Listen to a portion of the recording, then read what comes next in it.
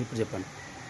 Bhagavad Gita sir, నేను ఎప్పుడంటే 92లో తిరుపతి వెళ్ళి బాలాజీ దగ్గర మా వాళ్ళు మేమందరం, మా నాన్న మా పెద్దనాన్న అందరం వెళ్ళి భగవద్గీత తీసుకుందామని ఆ పేపర్ చూసి ఇది నేను పాటించలేనని తీసుకోకుండా వచ్చేసిన సార్.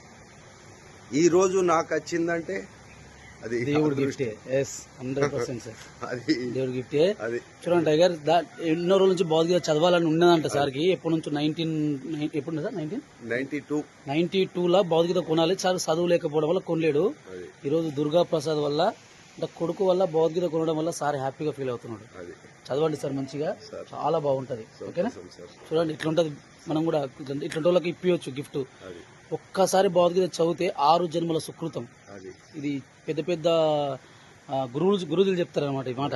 చూడండి, సార్ గిఫ్ట్ ఇచ్చేసింది రోజు. ఇంకేం కావాలి? ఇలాంటి అందుకోసం హ్యాపీగా ఉన్నారన్నమాట.